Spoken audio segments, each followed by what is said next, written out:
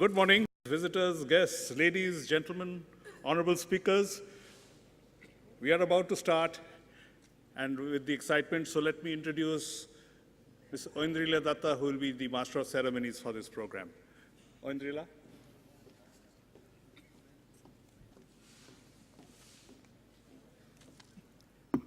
Good morning. Everyone, welcome to Day 2 of the Pan IIT Global Conference 2012. The meet that is there for IITians from across the globe to network, to share their views, their dreams of a better India, to discuss strategies, to take that dream towards fulfillment. We start the day with a brainstorming session, technical education and R&D, increasing collaboration between industry and the IITs. Any technical education has to be adaptable to global needs, even while serving the country's industrial growth, their environmental concerns, their issues of personnel and social responsibilities. Today we have a group of experts from the industry and a group of leaders from IITs to discuss how to produce professionals who can handle both global challenges and national challenges, even while remaining true to ethical standards and moral standards that we and they set for themselves. The participants today, this session will be chaired by Mr. Adil Zainul Bhai, who has a BTech in Mechanical Engineering from IIT Bombay and a Master's in Business Administration from the Harvard Business School. He's currently the leader of the Indian practice of McKinsey, advising not only the CEOs of current and emerging industries, but also several government agencies on issues related to nation building. We have two people who reported in sick. Professor Damodar Acharya has about 32 years of diversified experience, 27 in teaching and research at IIT Kharagpur, and 5 years of experience in academic administration as Vice Chancellor, Biju Patnaik University of Technology, Rourkela, and Chairman, All India Council of Technical Education, New Delhi. Professor Devang Kakkar has assumed office as the Director of IIT Bombay from 1st Jan 2009, and he did his BTech from Delhi in 1981 and his PhD from the University of Massachusetts, Amherst, in 1986. Dr. Bhaskar Ramamurthy, a founding member of TNET, holds an MS and a PhD in electrical engineering from the University of California, Santa Barbara, USA.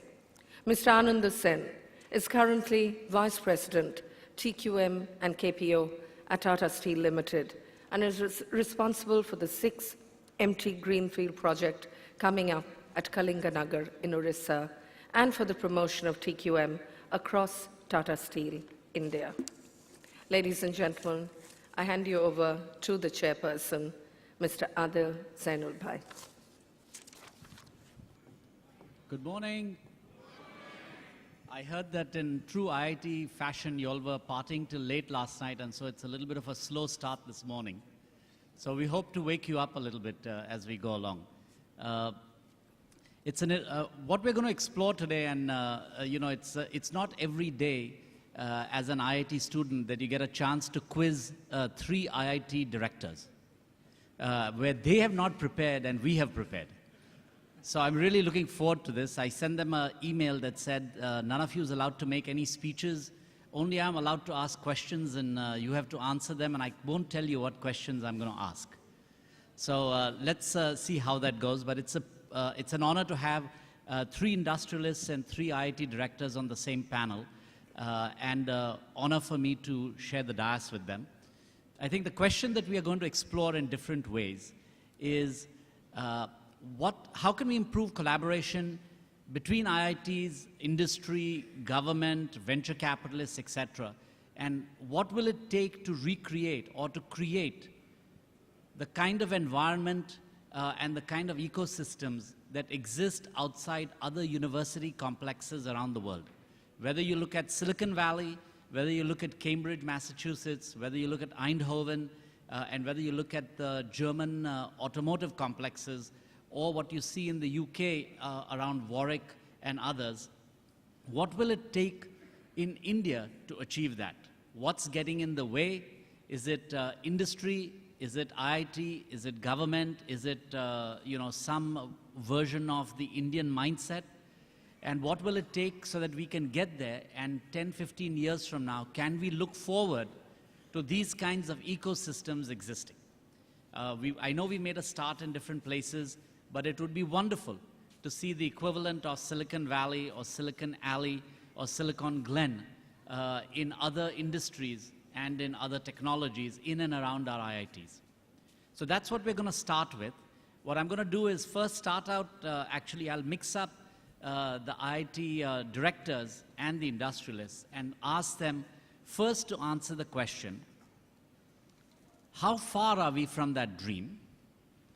And what do you think, where are we seeing some examples of fantastic collaboration between industry and IIT? Then I'll come back to what are the problems. But I'd at least like us to start out on a positive note by where is it working, and can you give some examples of that? And why don't we just start out, or since I'm from IIT Bombay, I can't but help pick on the director of IIT Bombay. Okay. Good morning. It's really a pleasure to be here, and it's nice to see so many of you turned out in large numbers early this morning. We are actually quite far from this,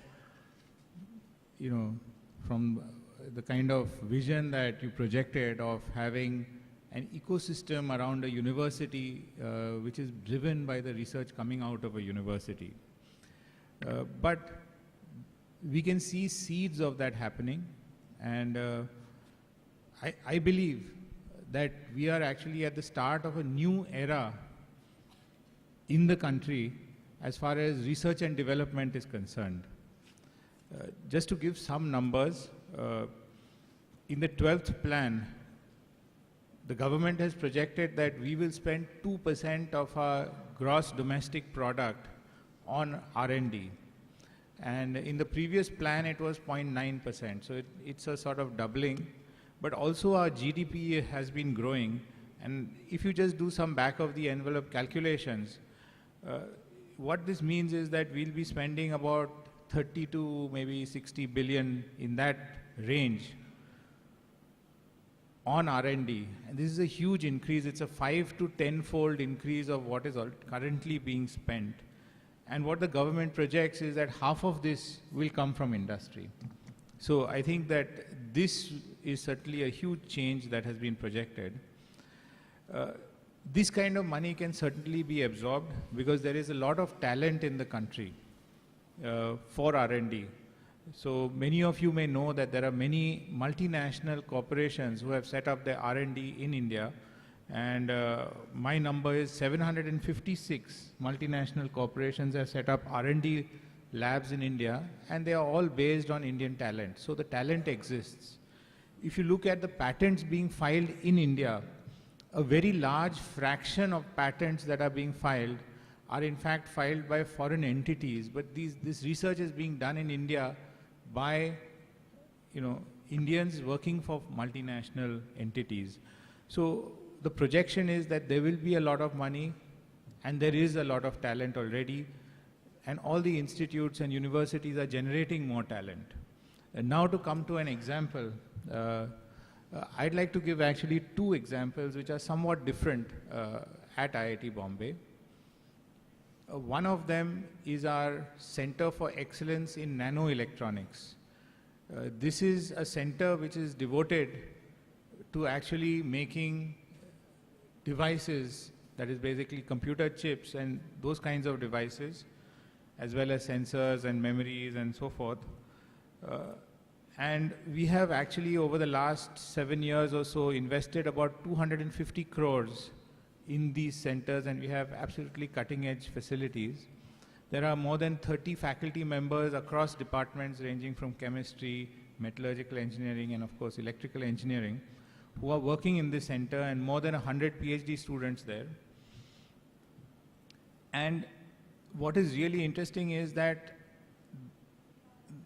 these colleagues of ours are working very closely with industry. The biggest partner there is Applied Materials, which is a US-based company which makes machines for making chips. Applied Materials has given us equipment worth about $12 million, and each year they invest about $500,000 for collaborative research projects. 20 engineers of Applied Materials are actually based inside IIT Bombay, and some of them work on collaborative projects and some of them work on applied materials projects. And of course, they have part use of the facilities that they have funded. So this is a very successful collaboration, and it's sort of, increasing in magnitude because they find it very interesting to collaborate with the kind of talent that there is. And in fact, just to underline this issue of talent, one of the very senior people from Applied Materials told me that, if you go and look at their Singapore facility, they have a similar kind of thing in Singapore.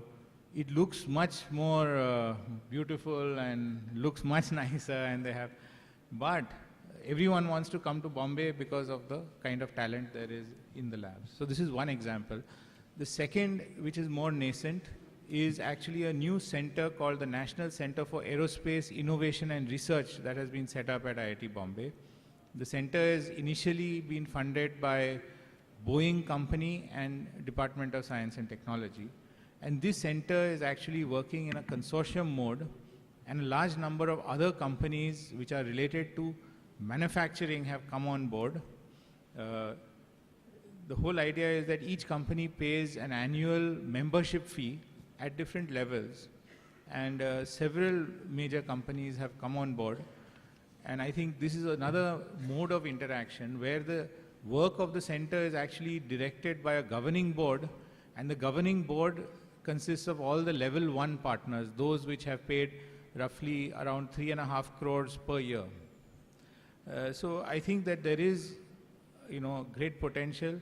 I believe that for IITs to interact with industry is extremely important.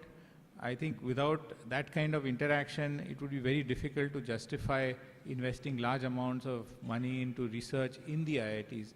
So we are really very keen, and we are working hard to build partnerships with industries so that we do relevant research which makes some kind of impact in the long run. Thank you. Ravikant, can I ask you, Professor Khakkar has said that these international companies like Boeing and AMD have figured out ways to collaborate with our IITs. What's the view from an Indian company that actually spends quite a lot of money on R&D around the world? How do you see our university complexes and the collaboration on R&D here versus what you see in parts around the world? Well, as we all know that at the moment, the current juncture, things in India are not as evolved. They are getting on to it, as Professor Khakkar has mentioned. But there is a lot for IITs to attract these kind of things.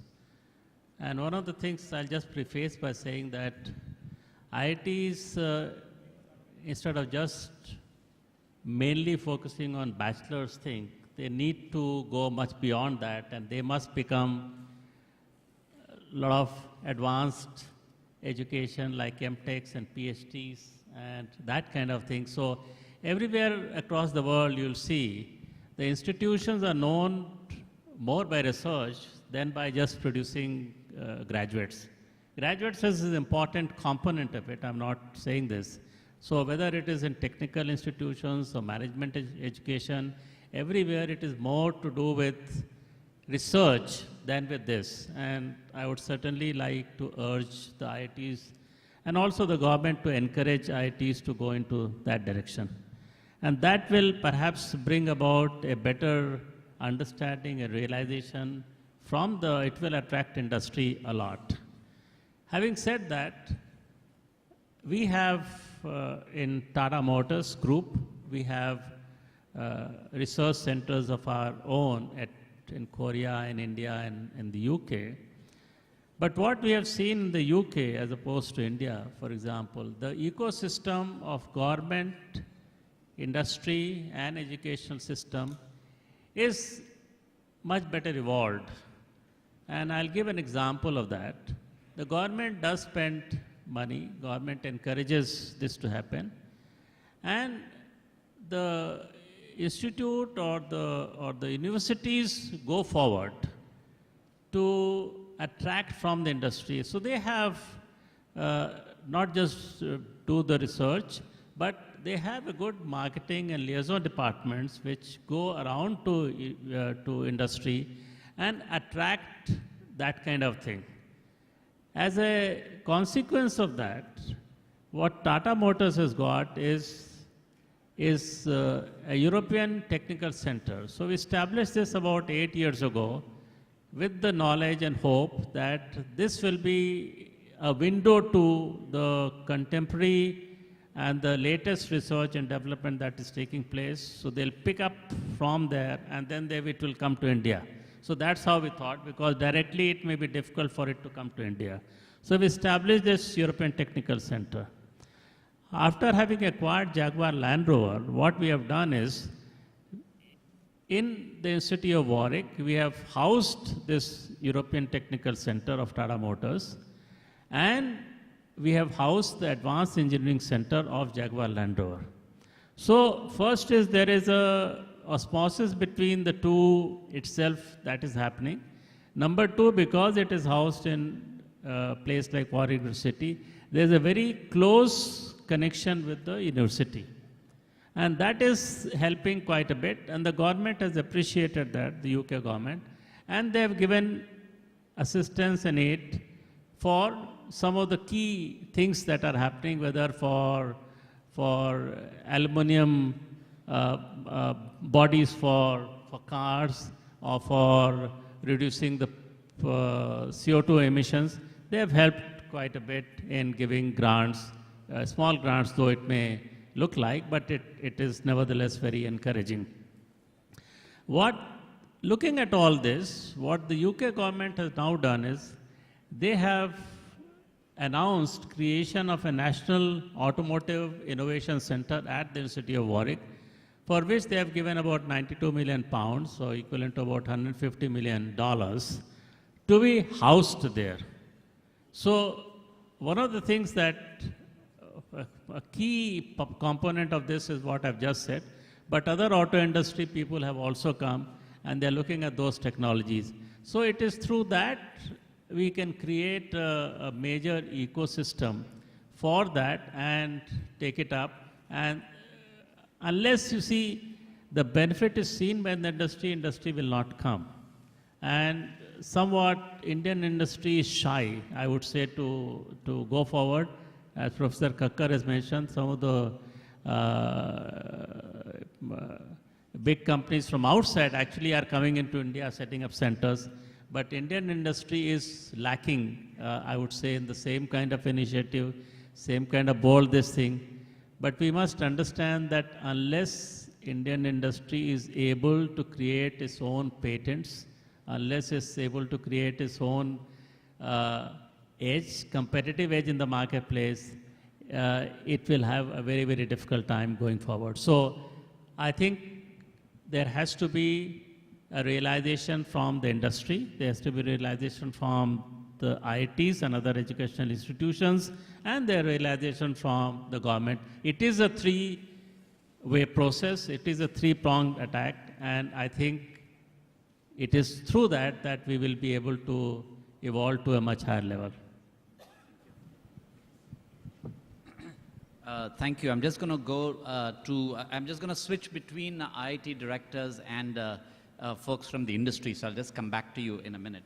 Can I hear from Professor Ramamurthy about what you're doing at IIT Madras, and how do you see this developing? And are we, as I said, are we going to see another big ecosystem developing around Madras because of automotive and electronics companies that are coming out there, and how do you see that evolving? Thank you very much, and very good morning to all of you.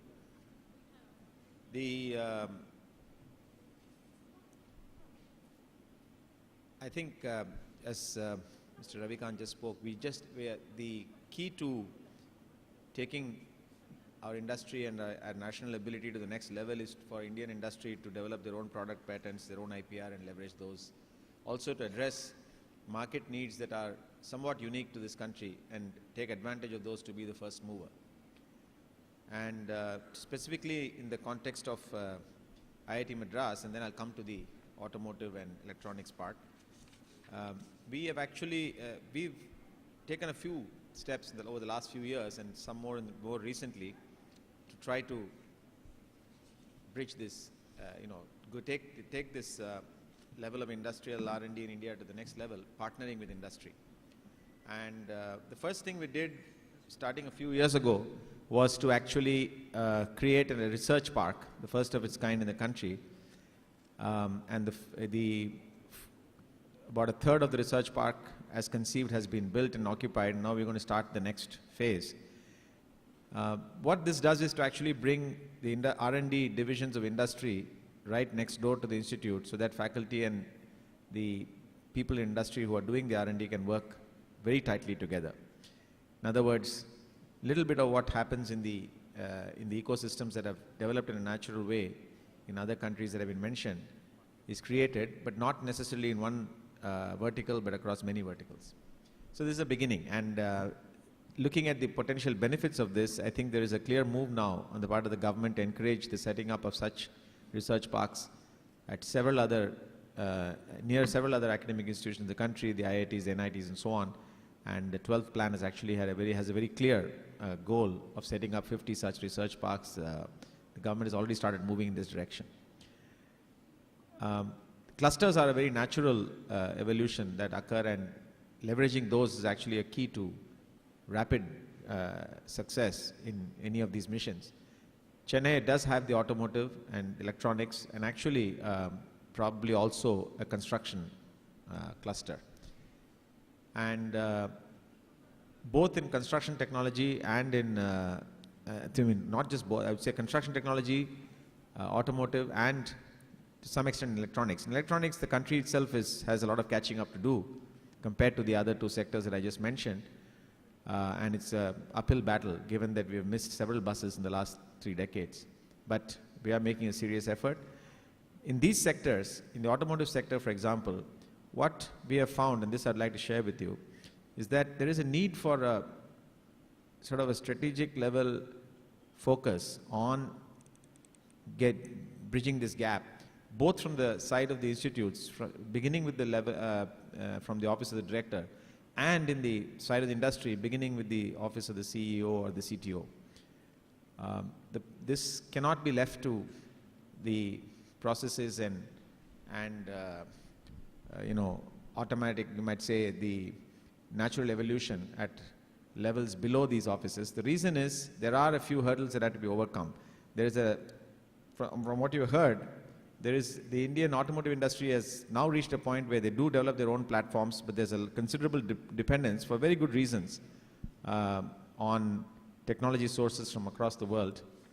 And while that will continue, it's important for the local, technology source, the pool, to include the local R&D centers in the country. And this is not only beneficial to the industry, it's also very beneficial to the R&D institutes like IIT. So there's a very clear need. And what we found from an exercise that we started last year is that if we do this strategically at that level, we can actually begin to make it happen. Last summer, something like about 20 or 25 faculty, about 20 faculty of IIT Madras spent some time in various R&D departments of the auto companies near Chennai. And the idea was to explore what's possible. The unanimous feedback I got back from the faculty was they did not expect to see the kind of potential, the kind of interesting challenges for them to work on till they went there. And the feedback we got from the industry was they didn't realize that something more really serious could be attempted. And the net result of that is that, and there has to be a lot of follow-up, and we went through that, we are going through that, and the net result is that we've identified about nearly 10 projects that have already starting with 3 or 4 companies, all of which are aimed at developing new product patterns, new components, breaching some new specification barrier, not just an improvement in an existing product or a tweaking of some existing process, but significant development. So it is possible to do this, but what we find is somehow a fair amount of thinking and a fair amount of direction has to come right from the very top. Otherwise, it's going to be difficult in the initial stages. Construction industry is also going through a very similar phenomenon because of the rate of growth of infrastructure. In fact, one of the ways to think about it is, every building that all of us have been involved with in construction, whether it's for our own companies or our own institutes, or if you're working for another company that is in this business doing for others, every building is dealt with as a project. Construction in India has to become a manufacturing process, and that involves an entire paradigm change in the way they operate, a lot of standardization, a lot of prefab. There are only 2 or 3 companies in India which have evolved to the design and build state, and beyond that of being a contractor or a mere architect. So this whole area is a vast and very important industry, and there's tremendous scope here. There's a lot of scope for prefab housing. There's a big effort in IIT Madras to actually come up, and we are going to build our first demo house in the next few months on the campus, to actually find a way to build housing which is no different from in terms of look and feel to the housing that people are used to, and yet it costs about 60% what it costs today, and is built in 1/5 of the time. This is possible, and these kind of efforts are very important. And finally, there is a huge effort also in nanotechnology based products. We have a center of excellence in the use of nanotechnology for water purification. Technologies have already been transferred. Startups have been created in this and sold, actually. And another area of nanotechnology where there's been a transfer of very significant know-how to industry is in coatings. So we have, this was actually a good example of a project that was funded by government and industry, and the result, it's not a short-term project, it was almost a 5-year project, but at the end of it, there are new technologies for diamond-coated tools, which increase both the life of the tool as well as the quality of the surface quality of the product that is stamped out. So there are a lot of possibilities in this direction. In all these cases, what I'm seeing is a clear need for some persistence from both sides, the institute side, the faculty involved, and the industry. And initially, at least, the pressure to persist must come from the highest levels. There is no dearth of interest among faculty to participate in this or to collaborate with industry. We did a survey and we found 60% of our faculty, and this includes all the faculty, including maths and humanities, who would not now normally be candidates for this kind of collaboration. 60% of the entire faculty of IIT Madras has expressed interest in collaborating with the industry, named the industries, named the areas with which they think with which they're already collaborating or they would like to collaborate. So the interest is tremendous. But all of them want to do significant work and not just, delta kind of work. With this, I'd like to stop for the time being. And Thank you. I'd like to shift to Mr. Anand Sen. I think you're investing, I don't know how many tens of thousands of crores in building a new steel plant, right? A 6 million ton greenfield project. What I'd like to ask you is, in this huge amount of money that you're spending, what's the contribution of the Indian Institutes of Technology into your project, either in terms of technology, in terms of R&D, or in terms of consulting? What's the contribution of any other university from around the world in terms of the technology or the R&D or people or whatever else to support the huge amount of money that you're spending in building a greenfield steel plant? I knew there's a risk in sharing the dais with so many IIT directors. So all this sort of specific answers I don't have at this point in time. But I just thought I would say, 3 things. First is that it's not that there is no collaboration. It's not that things are not done. But there are certain problems, and I have certain suggestions for the way forward. For the specific question that you asked regarding the Kalinganagar project, I'll give you an answer. So number one is, if you look at our company as an example, we have been given the reward for the largest number of patents applied. We have got specific customized courses running in IIT Kharagpur on steel making technology. We have tried chair professors. We have got collaborative projects with IIT going on. We have got consultation assignments where professors from IIT come and work with us. But if at the end of all this you ask me, so what? I don't have a very good answer. And so as you would see that there is the academia perhaps thinks that the industry doesn't do enough, and the industry perhaps is convinced that the academia doesn't do enough. I think there is a digression in the objectives that we have. If the academic objectives are to publish papers and to attend international conferences, and that is how success is measured, whereas the industry is looking for products and process improvements and seeking bottom line impact through IRR, ROI, these two need to meet somehow. Some of the suggestions that were made today, I think Professor Ramamurthy mentioned about joint facilities or clusters. Those are some things which would definitely help in bridging this gap and making it our project rather than your project or my project.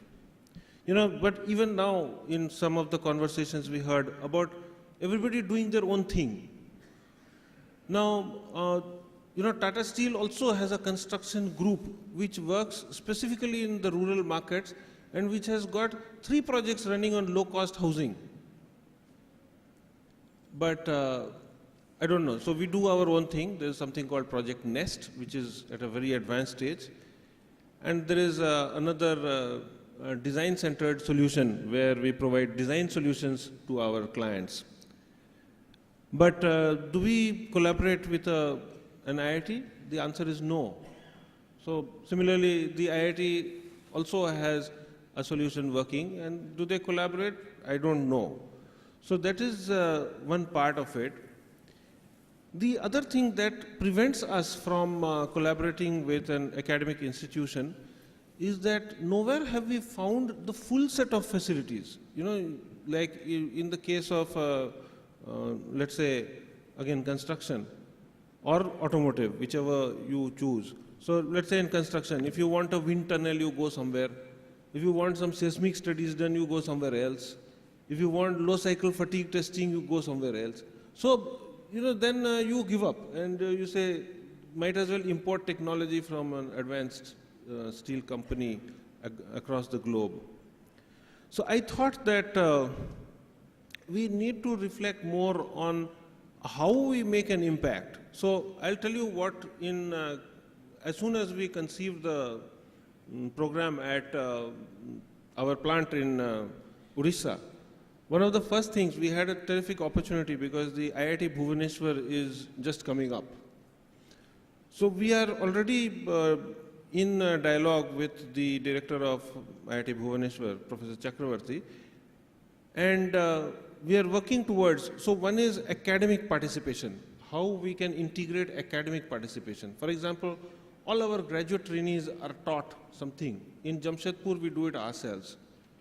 Can we not do it at the IIT so that from the day one there is a familiarity, there is a connect, there is a network that builds, and probably an IIT can keep the course matter current rather than a steel company which is not in that profession. We have said that we would be willing to look at sponsoring a joint laboratory so that, you know, we have to discuss the details of it, but fundamentally, if it is to do with either raw material or with steel making, and we have a joint laboratory where we do joint projects and IIT uses it and we use it and maybe some other steel companies use it. And this model is quite common in Europe as far as I know. That would be useful and that would also cause a connect. And the third thing that we have proposed is participation from a support perspective. That means if you have some awards which are given to bright students, etc., which sort of induces them or excites them enough to get into this area of academics, then that would be fantastic. Now these are again elemental in my opinion. We have opened this place called INSDAG in Calcutta. It is the Institute of Design and Research for Construction.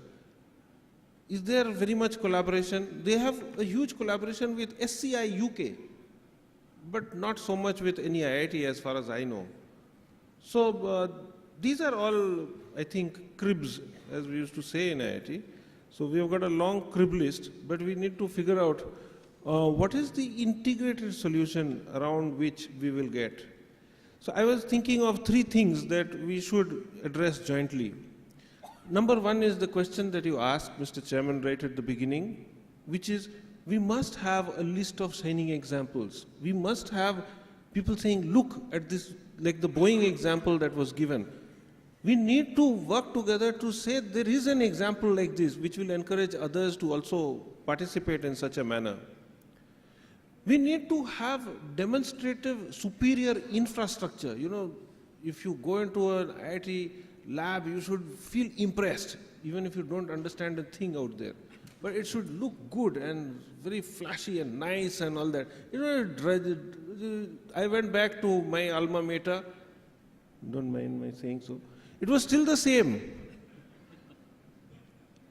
Okay, it was more crowded. It has more girls' hostels, but I mean, from a R&D perspective, I don't think either of them are much help. The third is passionate education. You know, the passion from an industrial, from a usage point of view. And I don't know, there's something in our culture that there is a divide between a solid technology backing and a solid business thing. There's that space in between. You'll see the same friends of ours who come back from US, they work in a university, but the way they talk is understood by the business person, but it is deeply steeped in research. This communication is not bridgeable in our case, and in most cases the business guy does his own conversation and this professor does his own conversation, and that's the end of it. They both go away very happy, but nothing happens. And the last, and promise you this is the last, I talked about a customized approach. You know, I don't think we have got a well-articulated customized approach. For example, collaborations can be in three areas. One is in products, second is in process, and third is in disruptive technologies. For process, you need very good on-site understanding and knowledge of the actual physical working of it. For product, you need a very good understanding of the customer's needs and how the customer is going to use that item. And for disruptive technologies, maybe it could be done in the labs because the industry is not yet thought about it. And the industry involvement will come at the last stage, at the piloting stage and so on. Maybe if we could do all this, then in the next 5 years, Pan IIT, we would have a conversation saying, how do others copy us so fast? Thank you.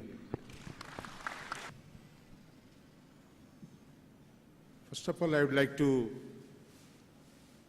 give some idea the type of things actually which IIT Kharagpur is doing to promote collaboration between the industry and the institute.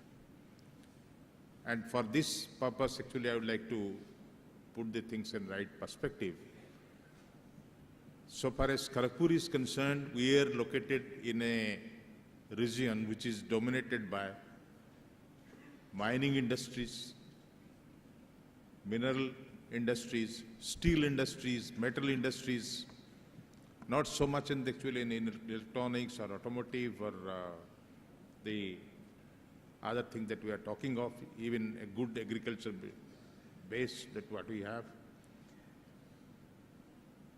And we have a very diversified system, large number of departments, large number of specializations and things of that sort. Now, keeping all these things in view, and given the resource constraint that whatever that we have, one thing which was really pointed out that 2% of GDP in 12th plan will be spent on research. But also we must keep in mind 95% of this so-called R&D budget of the government goes into the so-called national laboratories, CSIR, DRDO, and things of that sort. Only 5% flows into the educational institutions. It is true that in that thing, IITs, IISc, we have got lion's share, but that share itself is pretty low.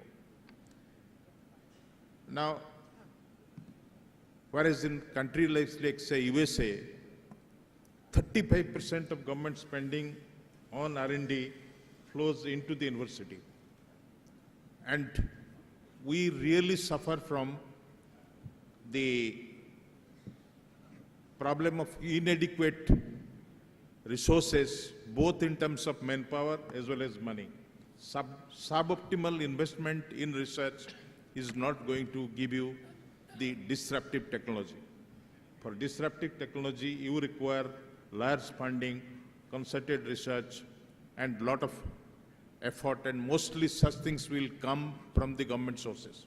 And that is how actually the universities, they generate new ideas and come out with the disruptive technology. But given the type of situation that we have and the strength actually that we have, IIT Kharagpur has been trying to have certain, say, unique experiment and which are successful in my view.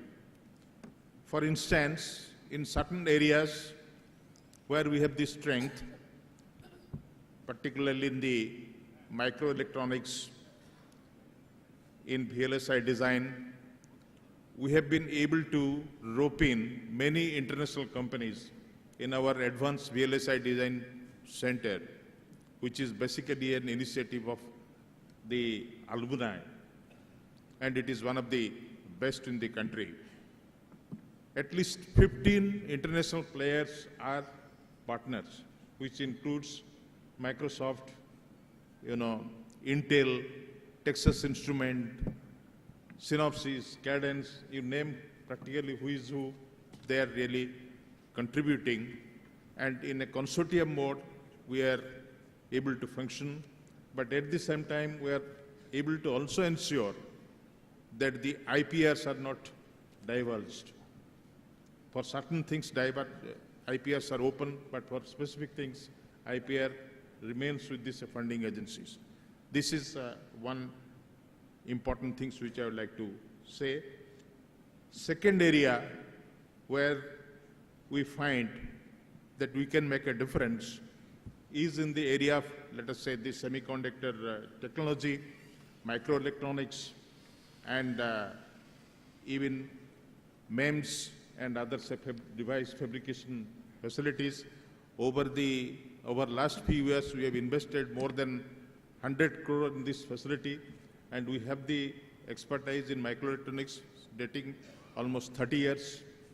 So this area that we find is quite attractive, and as a big initiative, we propose to have a specialized, fab of producing actually chips of 22 nanometers and below for critical applications in defense, homeland security, atomic energy, and things of that sort. And it will be at a cost of around 2,000 crore. Fortunately, we are endowed with some more land, so where we can have such facility, and we want to take advantage of it. And for this purpose, government is willing to part with some of the defense offset for funding purposes. And we have worked out with a number of US companies, with the NCTU Taiwan, Hsinchu Science Park of Taiwan, and this is actually in fairly in advanced stage, and two other institutions are becoming also partner in it.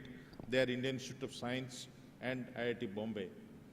I think they are all willing to work together for this type of things. And for your information, so far as the semiconductor manufacturing facility is concerned in this country, nothing exists. So it is also the device development, fabrication, these will be all downstream industries which will come up, and we want to invest about 100 acres of land and maybe about 2,000 crore of things, and it can really make a sort of difference. The other issue which I would like to say, IIT Kharagpur basically came up in Kharagpur because it was a backyard of a railway township, and railway was the most important industry there. But today, fortunately, railways have come out to support R&D in IIT Kharagpur, and to start with 40 crores of investment they've already made, and such investment over the years it will flow, and to work on two important areas, that is heavy haul technology and high-speed technology for railways, for which these things are not very easily available. The other issue is related to mining. I'm very happy to say so, that in mining industries also, we are getting a lot of interest from the government side, and some of the international companies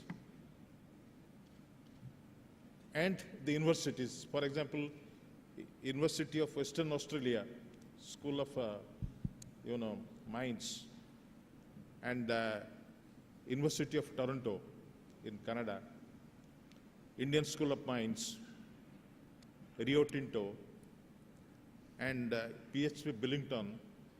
These companies are actually willing to participate in creating Center of Excellence in mining research, both actually in Indian Institute of the Indian School of Mines as well as IIT Kharagpur, that how we can work together to address these very specific issues. We have been in a position to leverage in certain areas. For example, in rubber and polymer technology, we have the expertise, and practically all tire manufacturing and this rubber component manufacturing industries in this country, and including University of Akron and some of the universities in Germany, they are collaborating with us on this type of actually R&D. One more area where we propose to actually make a lot of difference is in the biomedical engineering and healthcare delivery. And government is already proposing to have a national center of excellence in male contraceptive in our institute. We are entering into the medical education and biomedical research and creating a sort of alternate healthcare delivery system. And I'm happy to say so that universities like Johns Hopkins, UC San Diego, and Imperial College, and including NUS Singapore, they want to really collaborate with us and have a joint research in this area. I think these are some of the very key things which is happening. And one more aspect I would like to say before closing. I think just given the time, can I interrupt you at this stage? I think you already have 5 centers of excellence that you've talked about. So, okay, thank you. thank you. If there is time, then No, I'll come back. I want to give Mr. Mukherjee, who's spent a lot of time at MIT and around the world, it would be helpful to get your perspective. And I'm just going to alert all my fellow panelists that after that's done, I'm going to ask you a series of very rapid-fire questions like Coffee with Karan. So you don't have time to think, you have to just give a 1-word or 2-word answer. Okay, so I'm just alerting you. I'm not going to tell you what the question is, but I just want you to be ready. All right. Thank you very much. I think there's some wonderful perspectives given by some of the eminent people out here. I perhaps will just kind of share a few thoughts based on some of the experiences that I had earlier in some of the research areas in US. And I think, I think we can do all these fundings, and we can do a lot of investments. We can look at different avenues. I think they're great things to look at. But I think there are a couple of fundamental things that are basically drivers of research and development and collaboration between industries and academia and the government. And I think the first thing has got to do with research culture, right? I think that's very, very important, right? How you think, right? And I think that is an essential ingredient of driving research, right? And we have these wonderful minds coming into the IITs, right, at a very young age. And yeah, sure, they're taught about different things in academia, but I think the fundamental idea is to really ignite the passion, right, in terms of thinking about things, learning to think, right, looking at perspectives